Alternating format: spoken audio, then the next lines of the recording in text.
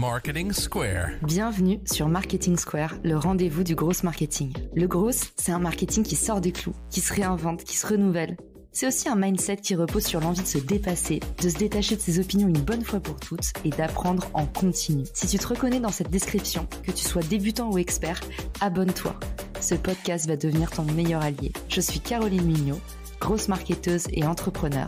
Et chaque semaine, je partage sans compter des astuces concrètes, des méthodes actionnables, des idées utiles pour faire grandir ton business et rester à la pointe des nouveautés. Si cet épisode te plaît, tu peux le partager en me taguant ou lui laisser 5 étoiles sur Apple Podcast. Une surprise t'attend. Bonjour à tous, bienvenue dans ce nouvel épisode. Aujourd'hui, un sujet qui vous préoccupe tous et toutes. Comment faire des posts qui fonctionnent sur LinkedIn et même comment mieux vendre ou vendre tout court via LinkedIn. Thibaut Louis, mon invité du jour, est spécialisé dans l'écriture. Mais pas n'importe quel type d'écriture. L'écriture pour vendre en B2B.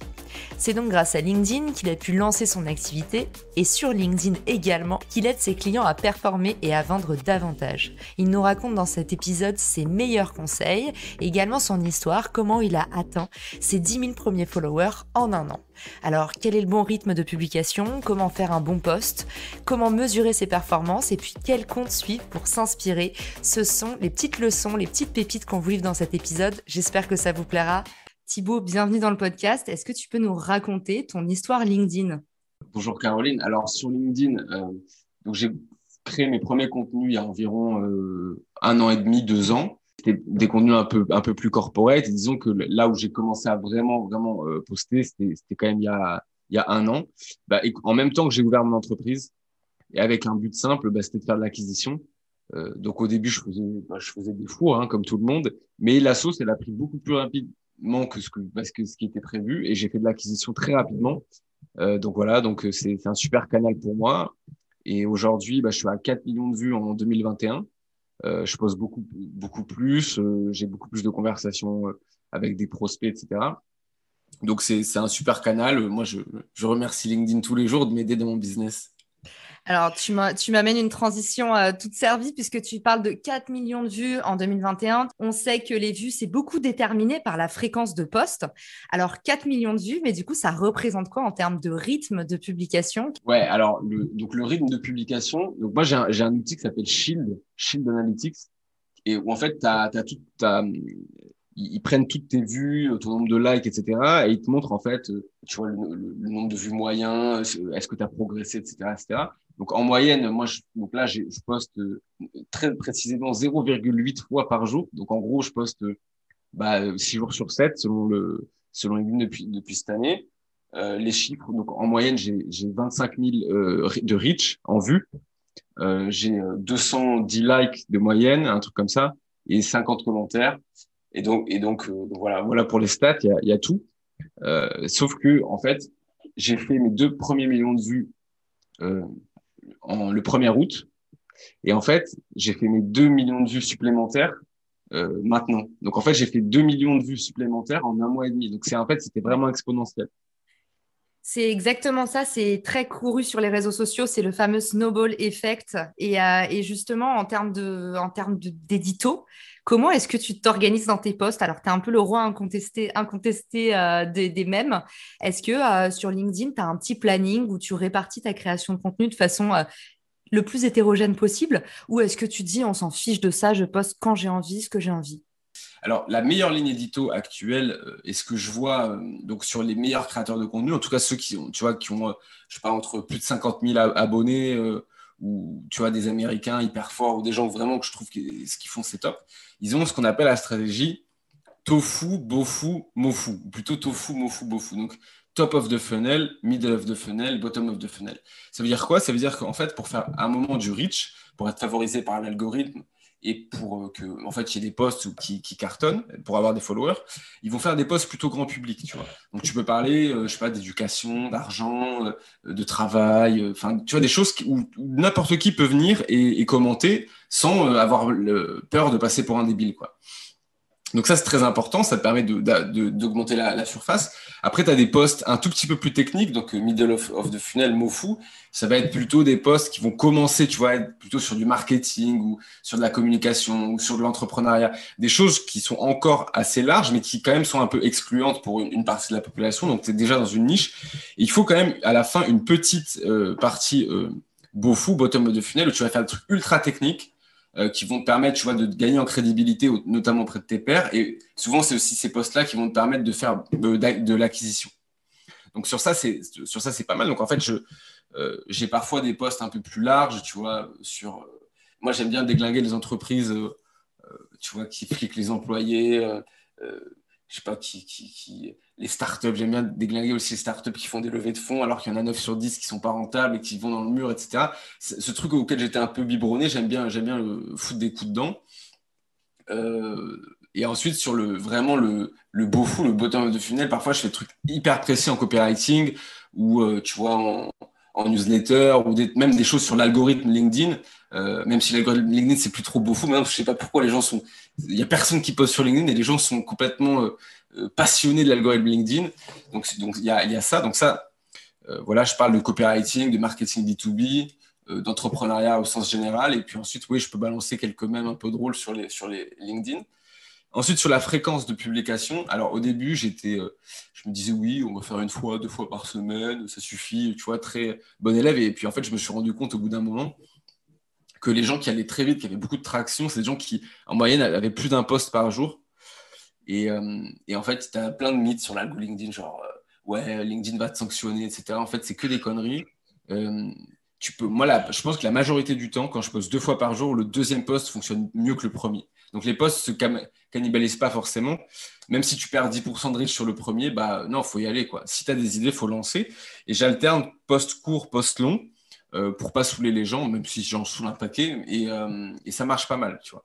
Et en fait, quand j'ai doublé mon rythme de publication, j'ai multiplié par 3 ou 4 mes métriques en termes de leads, en termes d'acquisition, en termes d'abonnés, en termes de likes, tu vois. Et c'est intéressant ce que tu dis en fait sur la fréquence de publication. C'est vrai qu'il y a plein de légendes urbaines. Pour simplifier un peu le trait, moi, ce que j'aime bien dire, c'est qu'en fait, tant que ça fonctionne, vous pouvez poster. Il y a une seule règle d'or à respecter, c'est que si votre post, il est dans les faveurs de l'algorithme et il est en train de surperformer, il faut savoir que si vous repostez, vous allez le couper dans son élan. À partir du moment où vous postez une deuxième fois, vous allez être moins vu sur le premier post. Mais au final, Thibaut l'a très bien rappelé, vous pouvez poster 2 fois par jour. Je pense même qu'on peut poster 3 fois par jour. Après, on ne va pas se mentir, quand on est un créateur de contenu, c'est un rythme 1 fois par jour qui est déjà difficile à tenir, où au final, vous vous essoufflez vite, vous finissez par lasser des gens, et les gens, quand ils sont là sur LinkedIn, ils le font savoir. Donc voilà, ça amènera encore d'autres problèmes. Je te vois froncer les sourcils, Thibaut. Dis-moi à quoi tu penses. Non, non, là, je suis d'accord.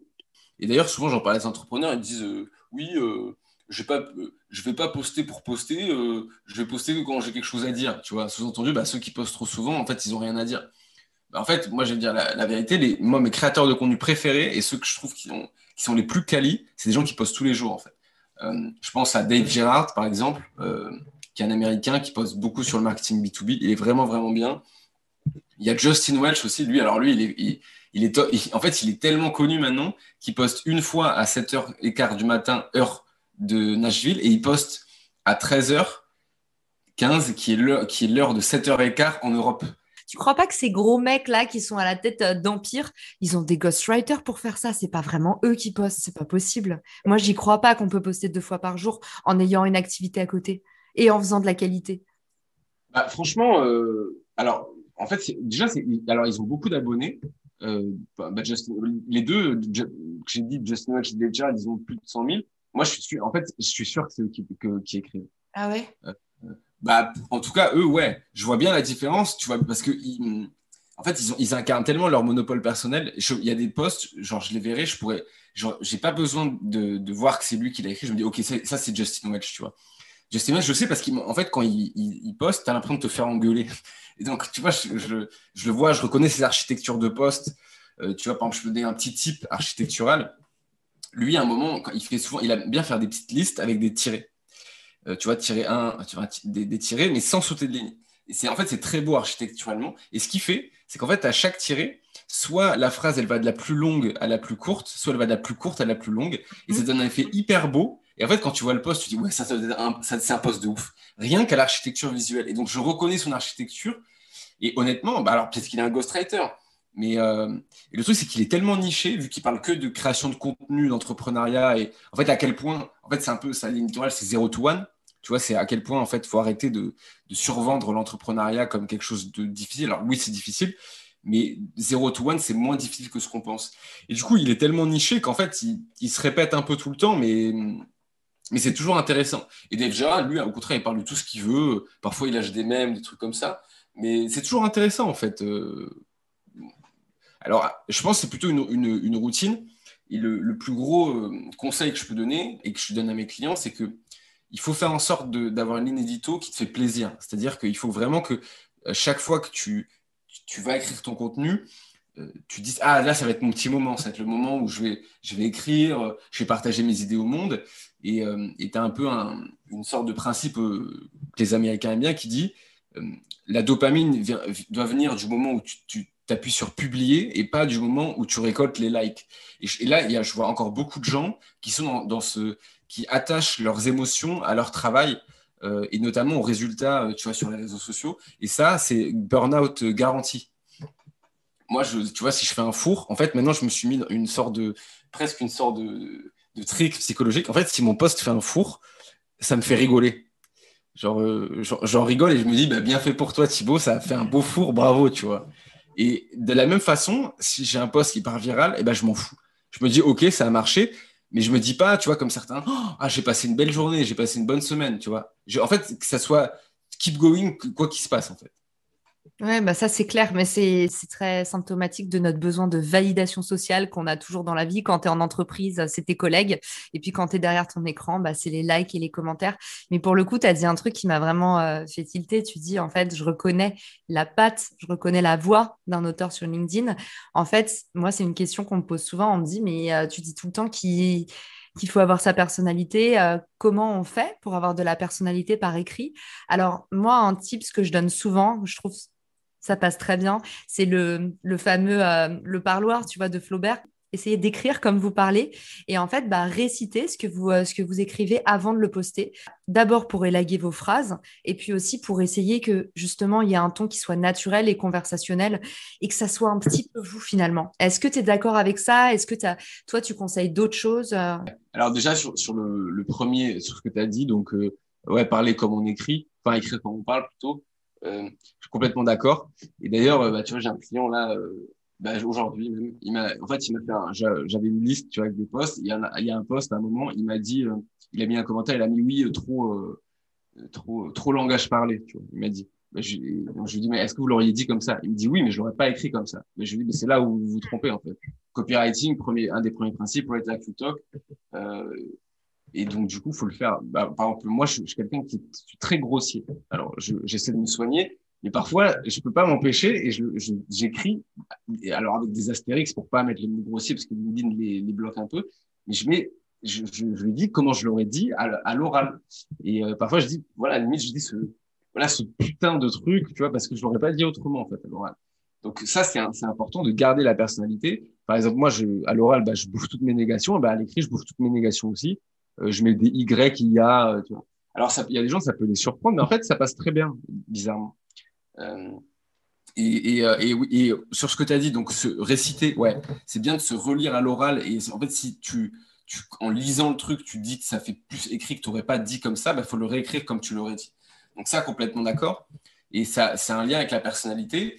Donc ça, c'est un concept un peu plus théorique qui s'appelle le monopole personnel. C'est en fait, tes contenus sont censés être uniques au monde et les gens sont censés venir te voir, même en acquisition, ou rentrer en contact avec toi, parce qu'ils se disent, OK, cette personne, elle a quelque chose d'unique, ses contenus ne peuvent pas être remplacés comme sa personnalité, parce qu'on a tous une personnalité unique au monde, même si on ne s'en rend pas forcément compte, en fait.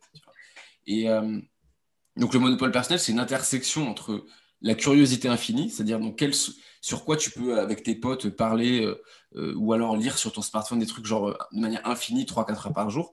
Ensuite, c'est une intersection avec tes skills, genre sur quoi tu es naturellement hyper doué, sur quoi tu vois, tu pourrais aller dans un auditoire et parler devant un auditoire sans préparation pendant 30 minutes et les gens se diraient, ah ouais, il est chaud sur ce sujet, tu vois.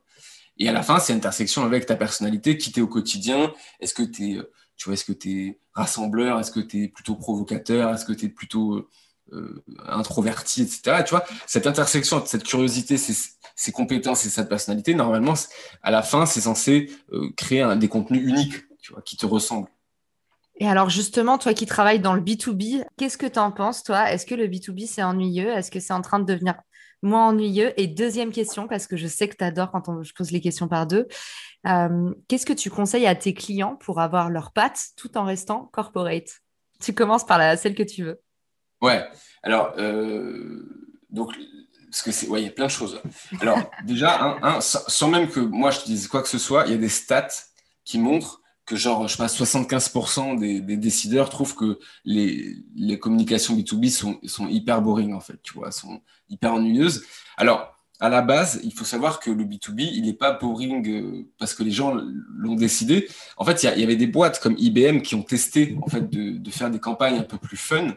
Sauf que naturellement, le B2B, c'était des énormes boîtes. Tu sais, le B2B, en tout cas, celles qui pouvaient communiquer, c'était des boîtes qui étaient énormes, tu vois, euh, qui vendaient, je sais pas, des logiciels cloud, des banques, des trucs comme ça. Et en fait, c'est juste que les comités ont tué la créativité des gens. Parce que quand tu voulais faire de la communication, les gens te disaient, oh, mais on va pas vendre des logiciels avec telle communication, on va pas faire ci, faire ça. Ouais, Du coup, ça faisait forcément. ouais, tout Ça à fait faisait complètement d'accord avec toi, ouais. Ça fait, tu vois, donc il y avait beaucoup de. En fait, on était à la recherche du consensus, et le consensus, c'est ce qui tue la créativité, notamment dans les boîtes B2B de base. Les gens n'étaient pas forcément les plus fun, mais le truc, c'est que ça a changé. Et après, a posteriori, on s'est dit, ah ben non, le B2B a toujours communiqué comme ça, du coup, on va faire des trucs boring. Et en fait, non, ça a complètement changé. Pourquoi? Parce qu'en fait, les gens aujourd'hui, ils ont complètement modifié leur manière d'acheter, même en B2B. Que tu achètes des imprimantes pour ta boîte, que tu achètes un logiciel, que tu achètes, je sais pas moi, aller chasser des bureaux, enfin n'importe quoi. En fait, les gens, ils vont sur Internet et ils font des recherches. Et sauf que il y a eu tellement, en fait, c'est tellement facile aujourd'hui de se cacher, de créer un site, des mentions légales, et en fait d'aller en Thaïlande et puis en fait d'être un truc d'arnaque, que les gens, ils ont un radar à bullshit. Et donc, qu'est-ce qu'ils font? Ben moi, je vais dire un truc que je fais, par exemple, quand je fais des prestations. Quand je vais regarder, il y a trois boîtes qui se battent sur Google, tu vois, sur les mots-clés que j'utilise. Et ben, je vais sur LinkedIn, je regarde les boîtes en question, je vais voir la tête du dirigeant et je regarde sa tête me plaît et si j'ai confiance, et ben, j'achète à ça. Et ça m'est arrivé, par exemple. Tu fais au faciès, délit de faciès, Thibaut. Non, mais quand je dis à la tête, c'est que, C'est pas tu beau, vois, ça. non, mais si tu vois que la boîte, elle est exportée, je sais pas où, tu vois que les mecs, leur site internet, il est là, mais qu'en fait, les gars derrière, tu vois, la boîte, elle est pas structurée. Enfin, tu sais pas ce que ça peut être. Alors, si tu vois, tu as une boîte avec des vrais humains qui partagent du contenu, avec des photos d'équipe, avec des trucs comme ça, bah, tu as tendance à avoir un peu plus confiance, tu vois.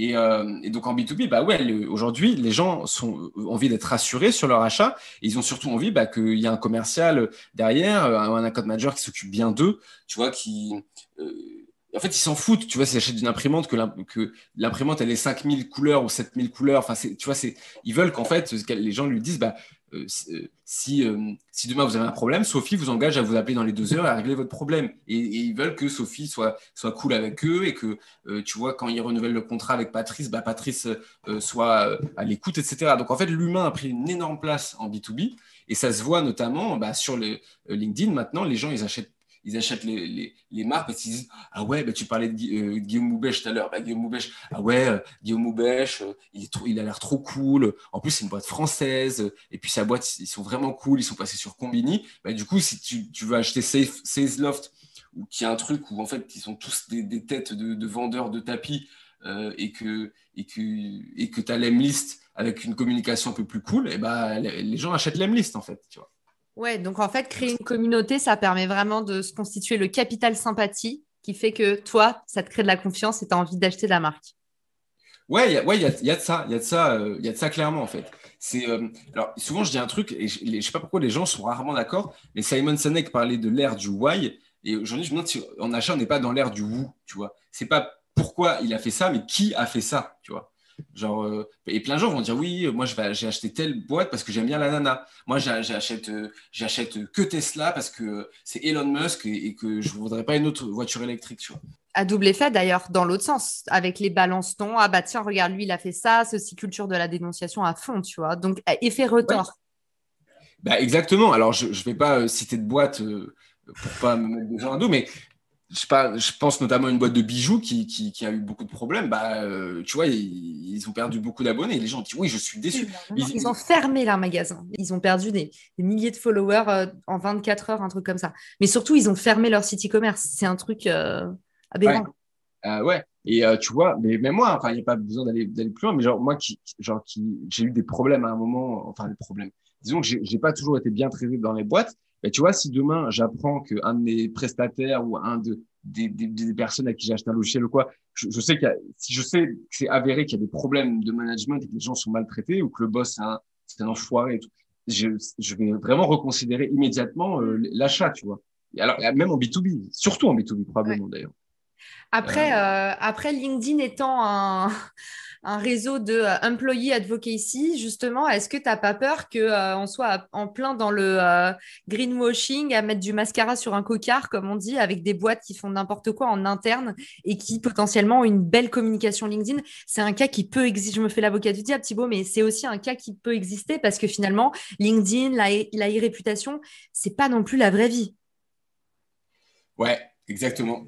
Exactement. Bah, de toute façon, enfin, les gens se construisent des marques personnelles, hein, parce qu'il ne faut pas oublier que bah, dans les dirigeants, t'as pas que des gens roses, hein, tu as des enfoirés aussi. Je veux dire, s'il y a tant de gens en burn-out, c'est que tu as des gens qui sont vraiment des enfoirés.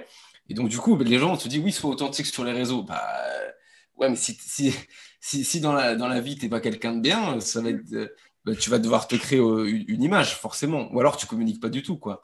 Mais, Mais pour le coup, en fait, je pense que il y a un effet agréable à tout cet effet de LinkedIn craze, employee advocacy, la culture d'entreprise, we are culture designer, tu vois, on entend des mots forts comme ça. Et je pense que oui, il y a du bullshit.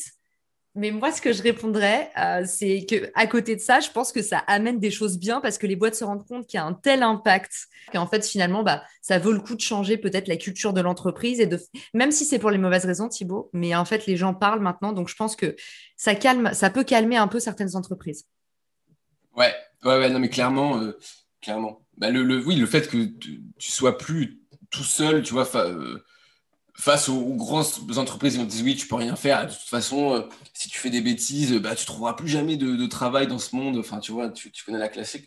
Alors, sur ce que tu as dit, tu as utilisé un terme intéressant qui est l'employé advocacy. Mais justement, tu vois, pour moi, entre toutes ces boîtes, donc tu parlais, donc, si on parle, prendre l'Emlist, tu vois, Germinal, des choses comme ça, donc elles, ce qu'elles font, alors elles appellent ça Strategy Adventures.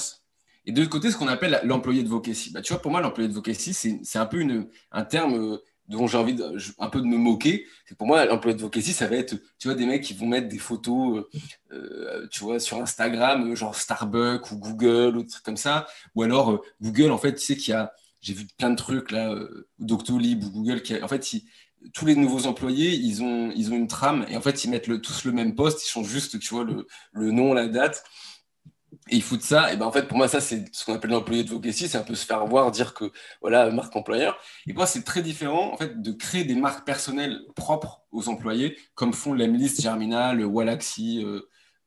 Et tu vois, et tu m'as dit, bah, les boîtes de plus en plus se rendent compte de l'importance de ça. Et ben en fait, quand même, quand on y pense, des boîtes qui organisent des stratégies de communication à vraie valeur ajoutée sur LinkedIn, il y en a pas en fait. Il y en a même pas 10 en France. Ou alors elles essayent et elles n'y arrivent pas. Et c'est un des gros problèmes que certains de mes clients ont eu. Parce que, bah, tu vois, si tes employés, ils n'ont pas d'equity dans ton business, pourquoi ils posteraient? Deux, bah, les mêmes raisons que des entrepreneurs n'ont pas envie de poster. Syndrome de la page blanche, syndrome de l'imposteur, syndrome de légitimité, peur de te prendre un bid, peur d'avoir des haters. Et donc, c'est hyper difficile pour ces boîtes. Et toutes ces boîtes aujourd'hui qui le font, elles récoltent quasiment tous les bénéfices. C'est un modèle winner takes all, quoi. Et du coup, qu'est-ce que tu leur conseilles à tes clients, ceux qui sont pris dans cet écueil où en fait, bah, tu leur conseilles de faire poster leurs employés et les employés, c'est pas aussi automatique que ça. Qu'est-ce qu'on peut Ouais. faire? C'est ça. Bah, alors déjà, c'est bien de montrer l'exemple en le faisant, mais il y a un truc, c'est qu'il y a des gens que j'ai accompagnés où en fait, il y avait un fondateur qui le faisait, enfin une fondatrice qui le faisait, mais même les autres de l'équipe fondatrice ne le faisaient pas, tu vois.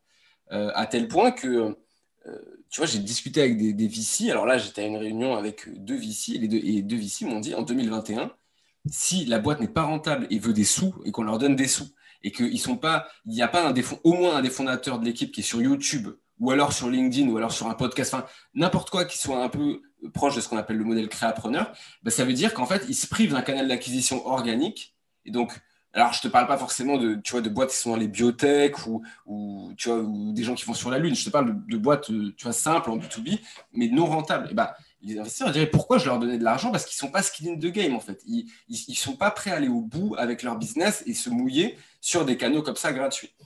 Donc ça, et pour les employés, une question c'est une question très difficile. Déjà, c'est leur faire comprendre qu'ils ont autant à gagner que la boîte parce qu'en fait, ta marque personnelle, tu parlais de Nina Ramen tout à l'heure. Nina Ramen, on a fait un podcast la dernière fois. En fait, elle publie pas depuis qu'elle est à Germinal. Elle publiait déjà avant qu'elle était à l'école du recrutement. Et grâce à ses posts, en fait, elle était déjà vue sur LinkedIn par Germinal. Et donc, elle n'avait pas forcément besoin de faire ses preuves. Et donc, elle s'est faite recruter comme ça. Donc, alors, je sais pas exactement quel est son statut aujourd'hui à Germinal, mais c'est positif pour les employés, notamment en fait s'ils veulent être entrepreneurs demain. Moi, c'est ce que je dis aux aspirants entrepreneurs et aux étudiants. Alors beaucoup aux étudiants, c'est attendez pas d'avoir fini votre diplôme pour créer du contenu, faites-le dès à présent en explorant. Et aux salariés qui veulent être entrepreneurs, je leur dis mais attendez pas d'avoir pris la décision d'être entrepreneur, d'être sorti de la boîte pour commencer, mais créez votre actif dès maintenant. En fait, ça vous servira plus tard. Ça, c'est difficile à le faire comprendre.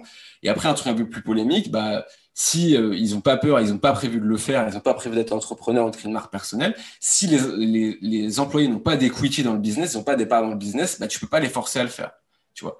Parce que d'ailleurs, quand on parlait de l'employé de Vocacy, avant que tu postes sur Instagram ou sur Twitter, si tu as des postes de management ou autre, ça doit être validé par la direction. Et pour moi, c'est pas du tout ça. Tu dois laisser parler la personne comme elle a envie de le faire. Donc, toi, quand tu accompagnes des entreprises comme ça, est-ce que ça t'arrive d'accompagner 3 ou 4 personnes, dirigeants ou pas, d'une entreprise en même temps? Ouais, ouais. Et Alors, oui. comment tu ventiles ça alors?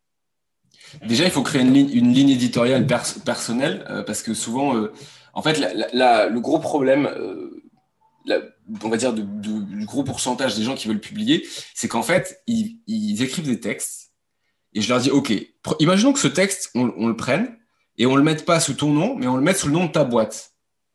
Est-ce que ça choquerait les gens? Et il me dit, ah ouais, c'est vrai que c'est interchangeable. Et en fait, à partir du moment où tu fais des textes interchangeables entre ta marque et toi en tant que personne, c'est-à-dire que tu n'as pas compris le principe de marque personnelle. En fait.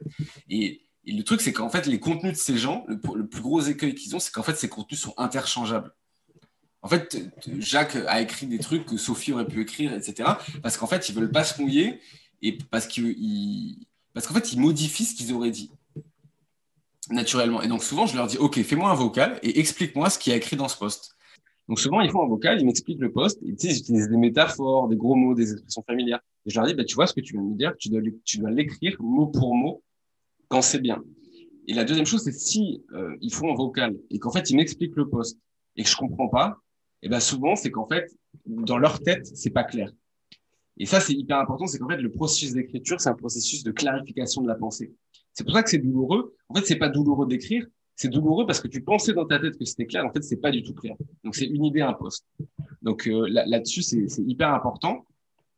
Et en fait, sur cet exercice de vocal, ça leur permet de clarifier leur pensée de 1 et de 2, de se rendre compte qu'en fait, parfois, ils ont juste à parler et puis écrire ce qu'ils ont à dire, quoi. Une question qui revient tout le temps, c'est qu'on me dit oui, sur LinkedIn, il y a un super ROI, Grégoire Gambato a posté là-dessus, c'est possible de faire je ne sais pas combien de milliers d'euros à partir d'un post. Toi, qu'est-ce que tu en penses? Est-ce qu'on peut vendre depuis un post? Est-ce que tu le ferais? Qu'est-ce que tu conseilles à tes clients? Deux choses. La première chose, c'est que créer du contenu en marque personnelle dans une logique d'acquisition, en fait, tu ne crées pas du contenu sur LinkedIn ou sur YouTube ou autre dans une logique de vente, donc tu ne crées pas du contenu pour vendre, tu crées du contenu pour être considéré comme le leader d'opinion le plus crédible sur ta niche et sur ton secteur. Et le jour où la personne a un besoin dans ton domaine, elle t'appelle. Donc, ça, en fait, c'est possible que tu fasses un post, que personne t'écrive, mais que peut-être que ce post-là, 6 mois plus tard, les gens s'en rappelleront et qu'en fait, à chaque fois que les gens auront un besoin dans ce domaine-là, ils t'auront appelé et c'est probablement à cause de ce post-là. Et donc, en fait, le but, c'est un peu show up le maximum. Et plus tu vas écrire, plus tu vas être identifié sur ton domaine et plus on va penser à toi là-dessus. Donc ça, c'est la première chose. C'est qu'en fait, tu n'écris pas pour vendre. Tu écris pour attirer des gens dans le même état d'esprit que toi. Et dans ce paquet de gens dans le même état d'esprit que toi, il y en a qui vont te payer, en fait. Et c'est ça, les clients. Ça, c'est la super stratégie de demand generation sur LinkedIn. Et la deuxième chose, c'est est-ce qu'on peut vendre? Du coup, en gros, si on n'est pas grand, c'est est-ce qu'on a besoin de faire de l'engagement pour vendre? La réponse est non. Tu vois, LinkedIn, c'est une super plateforme de traction. C'est pas très compliqué de faire plus de 1000 vues sur un post. Moi, j'ai un reach. Alors, j'ai un beau reach, mais je suis entre 20 000 et 25 000 par post actuellement. Mais même à 2000, c'est déjà énorme. Si ton audience est qualifiée, si c'est les bonnes personnes, il y a des gens. Moi, j'ai eu un client qui était dans le domaine du SEO. Et il faisait, il faisait pas beaucoup de likes. Il faisait 20 likes par post. Mais ils ont réussi à décrocher des contrats, tu vois, quand même. Parce que c'était bien fait, c'était crédible.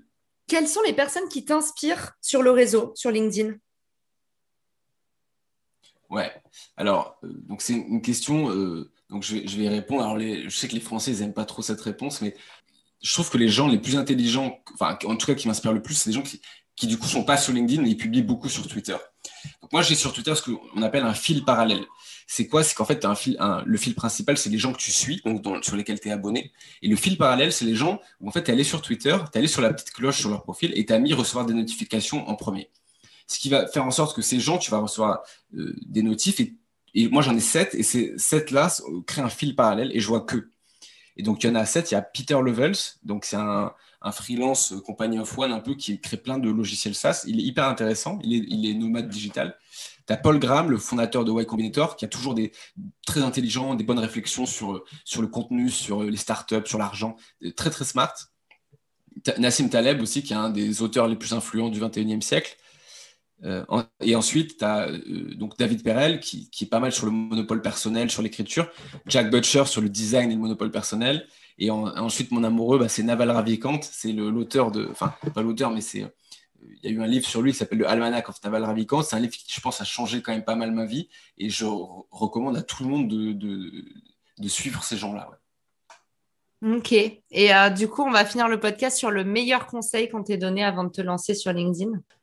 Je pense que c'est ce que j'ai dit un peu au milieu du podcast, c'est crée du contenu un max, itère sur ton contenu, mais vas-y, parce qu'en fait, tu pourras juste améliorer ce que tu as fait une fois que tu l'as fait, au lieu d'être trop perfectionniste. Ok, top. Merci beaucoup, Thibaut. Où est-ce qu'on peut te retrouver?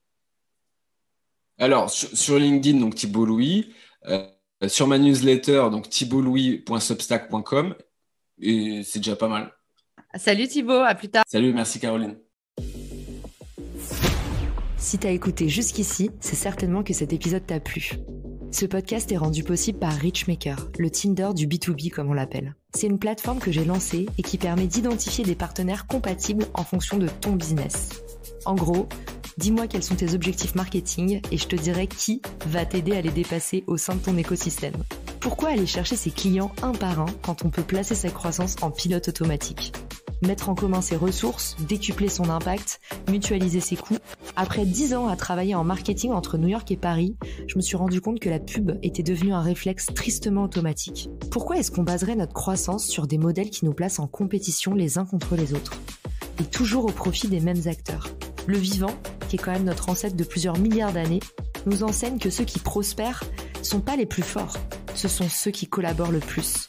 Et si c'était pareil dans le business? Pour découvrir l'immense pouvoir du co-marketing, j'offre des contenus que tu trouveras nulle part ailleurs sur richmaker.com, onglet Académie. Plus d'excuses, passe à l'action et à très vite sur Marketing Square, le podcast du gros marketing. Marketing Square.